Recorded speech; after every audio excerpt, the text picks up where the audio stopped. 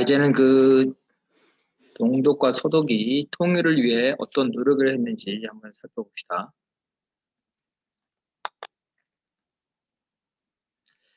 1972년에 이제 양 독일 관계 기초에 관한 조약, 보통 기본 조약이라고 합니다. 이 기본 조약을 맺었습니다. 이 기본 조약에서는 동독과 서독 상호 간의 독립과 주권을 인정해서 실질적으로 1민족 2국가를 인정하였다. 이게 남북 사이의 기본 합의서와 다르죠. 남북 사이의 기본 합의서는 국가 간의 관계를 인정하지 않았는데 동서독은 국가 간의 관계를 인정했다. 그래서 상호 체제를 존중해서 불가침, 현재 경계선에 대해서 불가침 선언을 했고, 그 다음에 이제 동독이나 서독이 유일한 대표를 한다는 게 아니라 동독, 서독 모두 다 국가로서의 대표할 수 있다. 서로 상주 대표고 외교 관계를 맺었다는 겁니다. 그래서 국가적 관계를 상호 간에 인정했다. 3인당의 이제 브란트 수상이 이 기본 조약에 대해서 이제 연방의회에 동의를 얻어야 되는데 연방의회가 반대가 많았기 때문에 그 상태에서는 이제 동의가 얻기 어려웠습니다. 그래서 이 기본 조약을 동의할 수 있는 연방의회를 다시 구성하기 위해서 연방의회를 해산을 했습니다. 해산을 해서 브란트 수상이 다시 승리를 했다. 그래서 재집권했죠. 재집권해서 당연히 이제 이 선거는 기본 조약에 대한 찬성을 공약으로 내었기 때문에 결국은 의회에서 이 기본 조약이 통과가 됐습니다.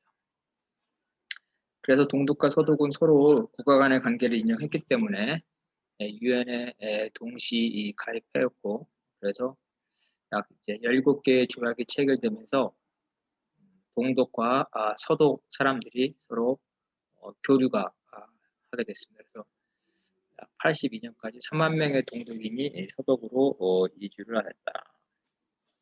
그렇죠? 그래서 이제 이 동독이 붕괴되는 과정은 지난 시간에 했죠.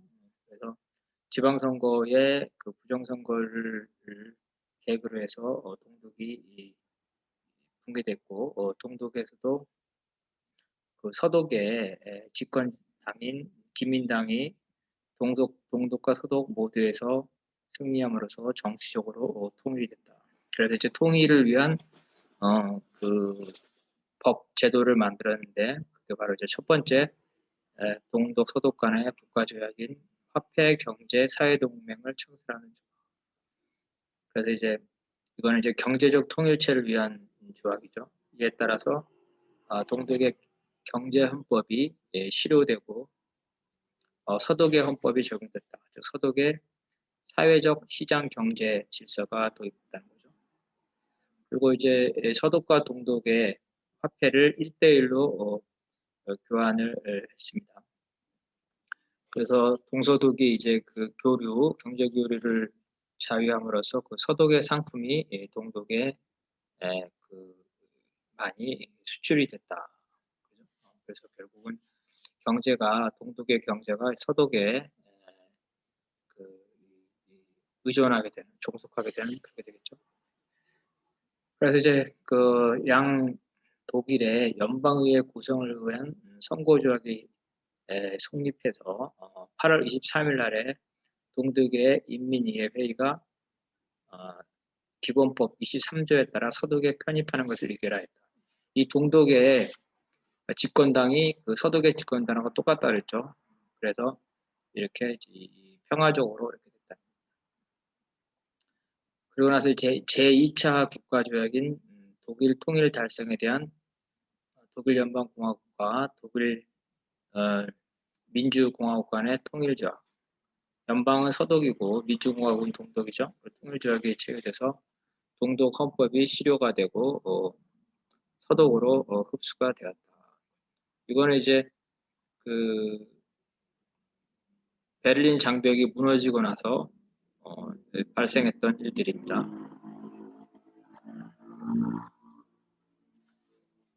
그래서 이러한 통일 조약, 통일 헌법에 따라서 이 법적으로 통일이 됐다는 겁니다.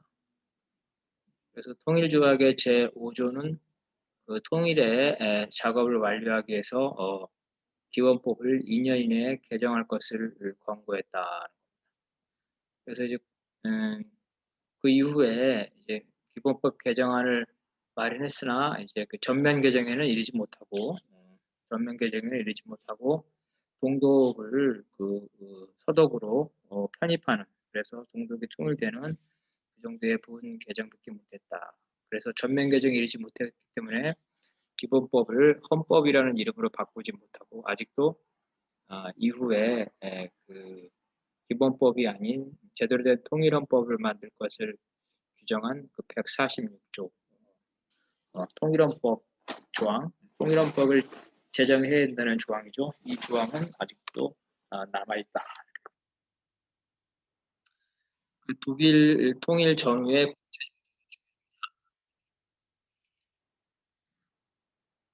어떻게 그 국제 정세가 조성이 된지 살피는 건데요. 그래서 독일 통일의 그 이 선구자는 이제 서독 수상입니다. 브란트 수상. 이 동방 정책, 그죠? 사회주의 세력과 이 교류를 추진하는 그러한 정책을 썼습니다. 그래서 독일에 대한 통일을 주변 국가들이 동의하도록 하는 외교적 조치를 취했는데요. 일단은 이제 소련과 서독이 불가침 조약을 맺었고, 그 다음에 폴란드와 불가침 조약을 맺다. 전부 다 그 독일하고 전쟁을 했던 나라들이죠. 이거는 뭐냐면 독일이 통일되더라도 주변 국가를 침범하지 않겠다라고 이렇게 선언을 한 겁니다. 그리고 현재의 국경을 인정하는 조약을 또 맺었습니다. 그래서 이제 그 동서독의 그 통일을 가속화시키기 위해서 연합국 4대국이죠. 미소, 영국, 프랑스 이 4대국 회의를 열어서 독일 통일의 조건, 즉 이들이 독일 통일을 반대하지 않는다는 그러한 이제 국제법적 체계를 만들게 됩니다. 그래서 이제 이 4대국의 독일에 대한 권리와 책임은 동서독의 기본 조약 체결과 유엔 동시 가입 이후에도 존속되며 2차 대전의 전승국과 독일 사이의 평화조약이 성립될 때까지 독일과 서베를린에 대한 처리는 유보된다. 그래서 평화조약이 성립된다. 그죠? 평화조약이. 그래서 독일과 전승국 간의 평화조약이 성립되면은 독일 통일의 기초가 마련되는 거다. 그래서 이후에 이게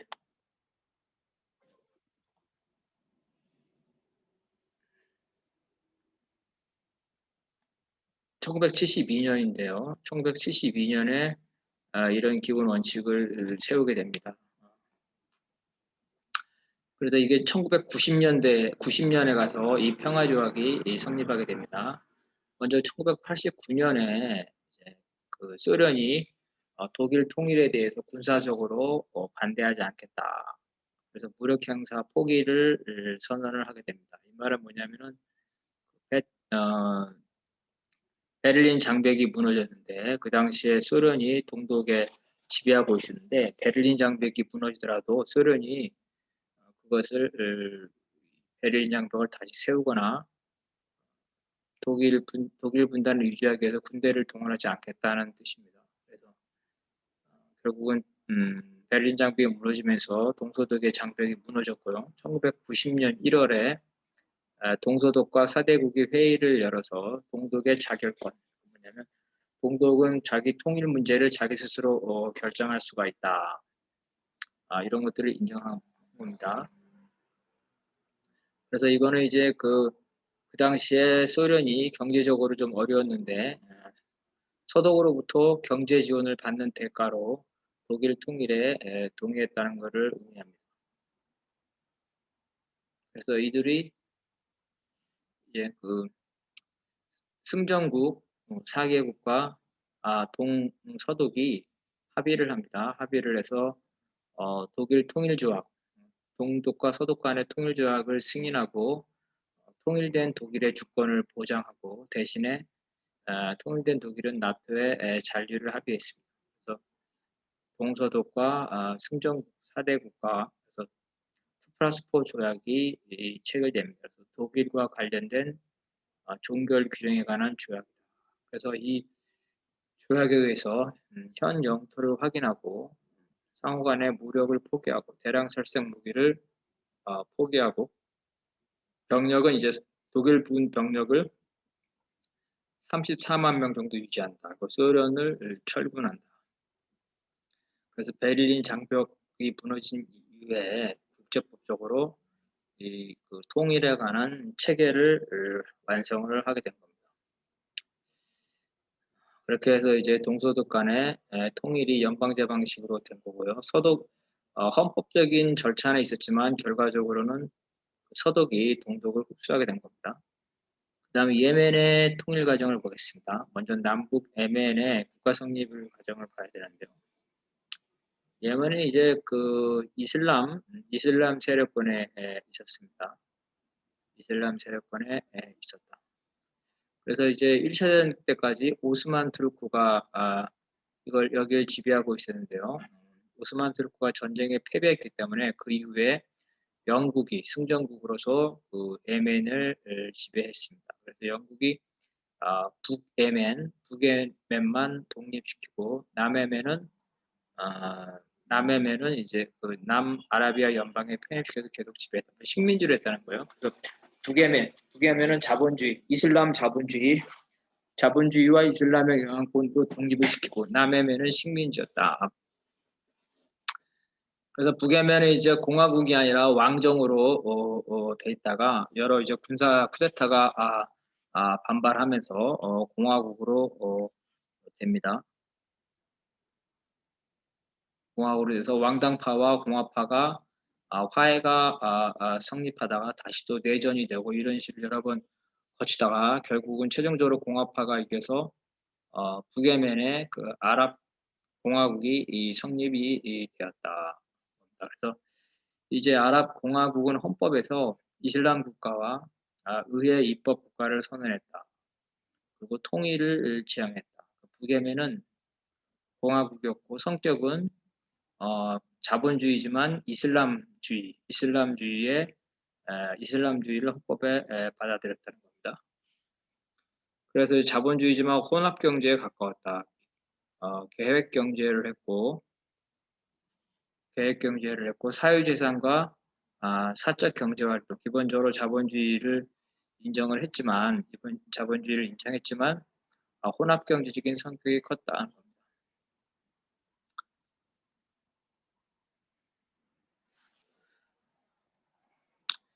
혼합 경제적인 성격이 컸고요. 그 다음에 이제 그 정부는 회의정부제다. 회의정부제. 공화국 평의회가 대통령의 지휘를 담당했다. 대통령 평의회와 같은 거죠. 그래서 스위스의 강요회의처럼 여러 명이 대통령의 역할을 하는 거다. 그래서 공화국 평의회 의장이 국가 수반이었다. 대통령이자 군 최고 통수권자였다. 그래서 공화국 평의회는 3에서 5인으로 구성됐다. 의장은 돌아가면서 윤번제로 했다는 거죠. 그래서 의장이 이 평의회의 동의를 얻어 수상을 임명하고 수상이 이제 강요를 임명하는 방식으로 했다는 거죠. 한편 이제 북부가 이렇다는 거고 남부는 계속 식민지로 있었죠. 식민지로 있었다. 식민지로 있으니까 당연히 식민지 해방 전쟁이 있었겠죠. 남해방 전선. 그래서 인민해방 전선. 그래서 이제 해방 전선 좌익들이 주도하는 그 독립 전쟁이 일어났다는 거죠. 그래서 1967년에 인민공화국이 선포가 됐다. 그래서 공산 정권이 된 거죠. 공산 정권이 됐다. 그래서 공산 정권이니까 인민민주주의 공화국이 됐다. 중앙 집권적 민주주의, 사회주의 정부가 된 겁니다. 그래서 이슬람 사회주의. 그래서 북부는 이슬람 자본주의 혼합경제, 남부는 이슬람 사회주의 이렇게 된 겁니다. 남부 역시 예멘의 통일을 헌법에 규정을 했습니다. 또 그 남예멘도 역시 회의정부제를 채택했다. 여기는 이제 북예멘은 공화국 평의회 있는데 남예멘은 대통령 평의회다. 그래서 2인에서 6인 정도의 대통령 평의회다. 그러니까 예멘은 남북 모두 집단 지도체제. 아마 부족들이 많아서 그랬겠죠. 집단 지도체제의 형태였다. 그래서 평의회 의장이 국가원수였다는 거죠. 평의회 의장이. 여기는 이제 그 인민공화국이니까 노동자, 그죠? 노동자들이 주권을 가지고 있다. 권력의 노동자 주권, 인민 주권을 명시하였다는 겁니다. 예멘의 통일 과정을 한번 보겠습니다. 그래서 이제 아랍 지역은 전반적으로 이슬람 세력에 있었고 오스만 투르크 세력에 있었는데 주로 영국이 오스만 투르크가 패배한 이후에 영국이 아랍 지역을 지배를 합니다. 그래서 아랍에는 이제 여러 민족들이 있지만 이슬람이죠. 그래서 아랍에는 두 가지다. 첫 번째는 각각의 민족들, 예멘이다. 그러면 예멘이 통일하는 거. 두 번째는 전체 이슬람 연맹, 그죠? 전체 이슬람 제국, 전체 아랍 제국을 건설하는 거. 이런 것들이 중요합니다. 그래서 단순히 예멘 분단은 예멘의 문제만이 아니라 이슬람 전체, 아랍의 전체 민족이다. 그래서 아랍 민족들이 전체가 통일 국가를 이루고자 하는 아랍의 이념, 이런 이념이 예멘 통일의 근거가 되었다는 겁니다. 남북 예멘의 이제 하나는 북은 자본주의적 성격, 남은 사회주의 성격, 서로 쌍방간에 대립을 하고 역시 이제 그 냉전 체제에서 한쪽은 소련, 한쪽은 친서방, 당연히 그 한국의 남한 북한처럼 무력 충돌을 했다는 겁니다. 무력 충돌을 할 때 이 중재를 이제 그 아랍 같은 형제 나라 아랍 국가들이 중재를 했다. 1972년에 카이로 협정이 성사됐다. 그래서 예멘의 특징은 분쟁을 할 때마다 그 결과로 그 상호 협정을 맺는데 그 협정을 맺으면서 통일 원칙에 합의했다는 겁니다. 그래서 재헌헌법을 마련할 공동헌법위원회를 구성했다. 그래서 사회주의를 지향하고 회교를 이슬람을 국교로 하는 통합 원칙에 합의를 했습니다. 그러다가 또 1979년에 또 국경 분쟁을 했고 이 전쟁을 중단하기 위해서 정상회담을 개최했고 기존의 협정을 준수하기로 하고 다시 또 이제 헌법 논의를 하게 됩니다. 그러면서 이제 그 1980년에 남예멘 사회주의죠.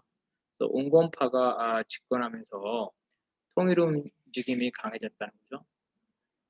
그래서 이제 남북의 예멘의 정상들이 서로 방문을 하고 남북 국가연합을 시작했고 국가연합을 명시한 아덴 협정을 맺었다는 겁니다.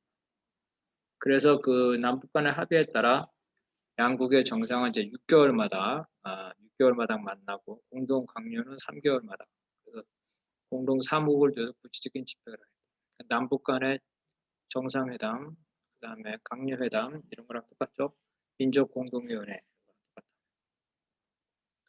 그래서 공동헌법위원회가 통일헌법안에 최종안을 마련했고 1980년에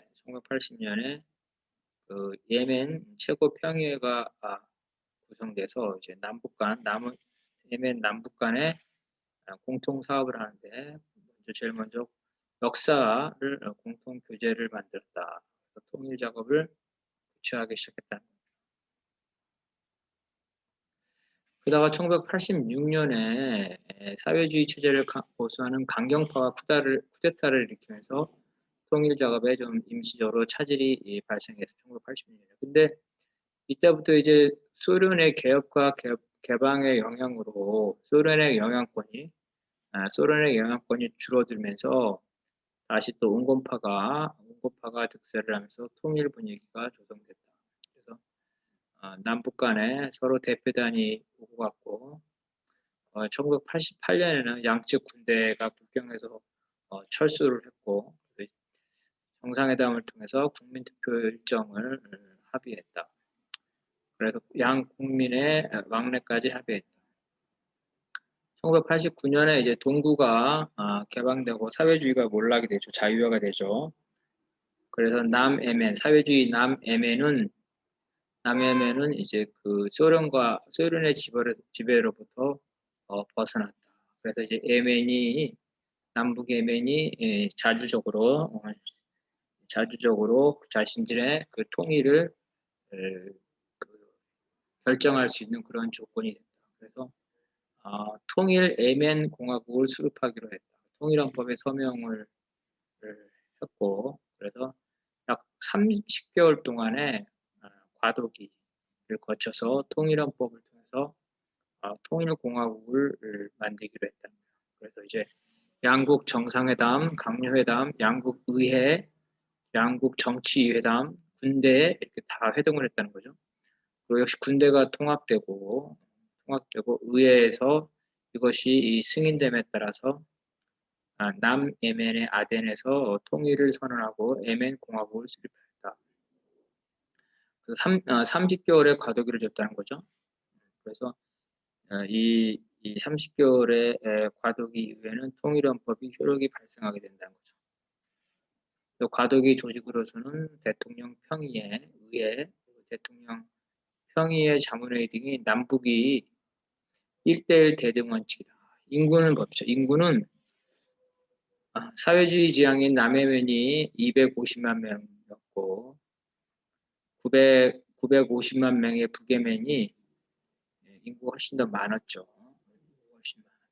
그래서 상층, 대통령 평의에 의해 이런 자문회의 등은 1대1로 했고 의회는 이제 인구수를 비례를 했는데 그래도 그 의회의 수를 보면 111명 대 159명이니까 인구보다는 훨씬 인구가 적은 남예멘에 많은 양보를 했죠. 인구는 몇 배예요? 거의 4배인데 의회는 1.5배밖에 안 됐다. 부족이 있었기 때문에 부족 대표를 따로 두었다. 그래서 1991년에 헌법안을 국민투표에 붙여서 72%가 참가해서 98%가 찬성을 했는 압도적으로 했다. 결국은 통일헌법의 절차가 완료되었다. 그래서 통일헌법 재헌헌법은 이제 공화주의, 민주주의, 민족주의를 선언했다. 그리고 이제 이슬람 공화국이기 때문에 이슬람 율법을 법의 근원으로 하였다는 겁니다. 이슬람이 국교가 됐다는 거죠. 국민 주권을 했고 경제는 이제 자주적임을 선언하고 계획 경제를 일부 완화했다. 그래서 외국인과 대지주의 토지를 국유화하는 등 공공 부분의 사회주의적 관계는 존식했다. 혼합 경제였다는 거죠. 혼합 경제. 그래서 예멘이 통일된 이후 혼합 경제가 된 이유 중에 하나는 이슬람 공동체 정신이 있었기 때문에 그렇답니다. 그 대통령은 이제 집단 지도체제, 대통령 평의회다 5년이다. 대통령의 권한을 행사하고 이제 국가를 대표하고 의회를 해산할 수도 있다. 그래서 이제 간접 선거로 남북 예멘 합동 회의에서 인구 비례로 5명의 대통령 평의회를 선출했죠. 의장은 이제 인구가 4배나 많은 그 북예멘이 됐고 부의장과 위원 2명은 북예멘, 그다음에 위인 1명은 남예멘 이렇게 됐네요. 5명 중에서 4명 그렇죠. 4명이 북예멘이고 1명이 남예멘이네. 인구 비례 때문에 그랬다는 거죠. 그래서 통일의회를 했고 통일의회는 북예멘의 국가자문평의회, 남예멘의 최고인민회의, 임명직 의원을 합쳐서 일단은 처음에는 합쳐서 각각의 의원들을 합쳐서 통일의회를 구성했다. 총리는 남예멘에 양보를 했네요. 부총리는 남북이 각각 2명씩이었다. 강요도 남과 북이 그렇게 큰 차이가 나지 않았다. 그래서 이제 이게 통일이 됐던 이유 중에 하나가 남예멘의 정권과 북예멘의 정권이 서로 연립정부를 하자, 공동통치를 하자게 된 거죠. 그래서 남북예멘의 집권당이 이후 연립정부, 연정을 할 것을 약속했다. 그래서 첫 번째 총선을 치렀는데 이 총선은 이제 인구 비례가 강하겠죠. 총선 결과 북의 국민회의가 121명, 남예멘의 사회당이 56명, 그다음에 예멘 개혁 통합당인 이슬람 개혁당이 62명이 당선이 되었다. 그런데 북의 문제가 되는 게 뭐냐면 북의 집권당은 제1당이 됐는데 남의 집권당이 제3당이 된 거죠. 제3당이 됐다. 여기서 또 문제가 되는 거죠. 그래서 제1당이 제3당인 그 남예멘의 집권당하고 연정을 파기하고 제2당인 이슬람 개혁당하고 연정을 시도했다. 그래서 남예멘에 기반하고 있는 예멘 사회당의 이에 반발하면서 연정이 무너졌습니다. 그래서 전 남예멘의 대통령이었던 이 부통령이 결국은 남예멘으로 돌아가면서 남예멘의 분리를 선언해서 내전에 돌입했다. 하지만 이제 이 내전은 큰 힘을 받지 못해가지고 곧 그 북예멘에 의해서 진압이 돼서 결국은 통일이 됐고 남예멘의 지도자들은 해외로 망명하게 되었다는 겁니다. 그래서 통일헌법이 개정되었는데 연정에 참가한 이슬람 개혁당의 의사를 반영해서 이슬람 국가를 더욱 강화했다. 그래서 예멘 공화국은 통일 후에는 외교 노선을 중립주의, 그다음에 비동맹, 미국이나 소련에 가담하지 않죠. 그다음 이슬람 세계와 연대 강화를 기본으로 해 응원한 노선을 추구했다. 1997년에 국민회의가 총선에 승리했다. 북예멘의 집권당인 국민회의가 총선에 승리해서 단독으로 내각을 구성했고 그 이후에 국민투표에서 대통령이 이제 재선이 되었다는 거죠. 그래서 예멘은 간단히 설명하면 남북 예멘이 갈라졌지만 분단되었지만 서로 군사 분쟁을 할 때마다 화해를 하고 제3국의 그 중재로 인해서 통일로 가는 통일헌법의 원칙을 합의를 했다는 거죠. 그래서 국가연합을 거쳐서 연방제로 통일이 됐습니다. 그런데 통일 직후에 북예멘과 남예멘의 연립정부가 깨지면서 남예멘이 분리를 선언하면서 내전이 됐지만 바로 북예멘에게 진압돼서 통제했다. 그래서 남예멘의 국가연합 연방제에 의한 통일에서 그 시사점은 뭐냐면 남북 두 개의 국가연합 혹은 연방제는 남북이 서로 대립한다는 겁니다. 그래서 연방제는